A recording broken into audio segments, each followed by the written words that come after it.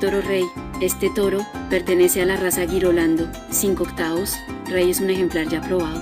Transmite a su descendencia buena cantidad de leche, su conformación fenotípica es excelente, con pedigrí de padre y madre muy confiables. Longevidad, fertilidad y precocidad son características evidentes en el Girolando, que se derivan de una descendencia numerosa, cuya primera cría comienza normalmente a los 30 meses de edad, aunque el pico de producción llega a los 10 años, con resultados hasta los 15 años de edad. Si quieres adquirir la genética de este toro, en la descripción del video te dejaremos los datos de contacto del distribuidor autorizado.